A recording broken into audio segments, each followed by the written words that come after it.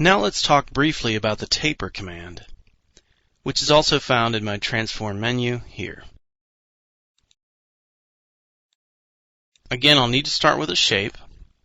I'll pick on my cylinder once again. Increase the size of my top viewport to give you a better look. Center, diameter, and length. Holding a left click to sort of pan around a bit. Now let me select my object, go to Transform and Taper. Cannot taper poly surfaces.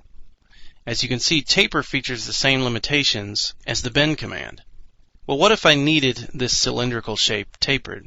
Well, there actually is a way to do it. With my object selected, I can use my Explode tool. And now, as you can see, instead of one surface, I have three.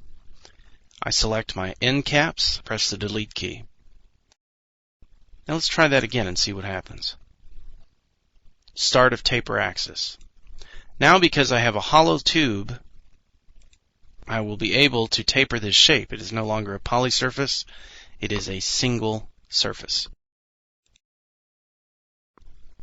Taper works similar to many other tools. Your reference point, or your first distance point, depending on how far away it is from your origin point, that will affect how quickly the object will change its shape. I am restricted to basically moving right or left here, as you can see. Doesn't matter where I move the mouse, so we'll go out about here and left click. Now my cylinder has been turned into more of a radar dish type shape. Now I'll undo that, and once again right click to execute our last command. This shows us shaded preview. You can see the tube in its default stage.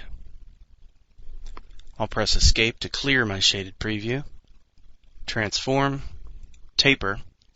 Now I can start anywhere with this. What if I start out here? End of taper axis, I'll say here. Start distance. Let's make that very close here. Now as you can see, I'm tapering it in sort of an odd way from the side. And zoom in. Each time I move to the next quadrant in my grid, the next square, the object changes shape quite a bit. I'll press Escape to clear that. Transform, taper. Now we'll start in the middle. Go to here. My first point I'll put way out here. And now as you can see, I'm tapering just the center of my object. That's because my first point hasn't quite cleared the object itself. It was in the middle. Anything past, in other words, anything over here, anything past that point, technically shouldn't be affected by the taper command. That's why these corners here and here remain the same. So I'll click there, and let's take a look at our shape now. Pretty bizarre. As you can see, I've actually broken the surface. You can now see where this cylindrical surface begins and ends.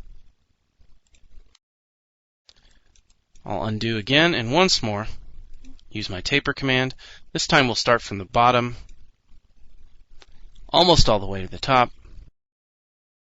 Start distance about here, and end distance. Now as you can see, this time my object is just barely changing shape.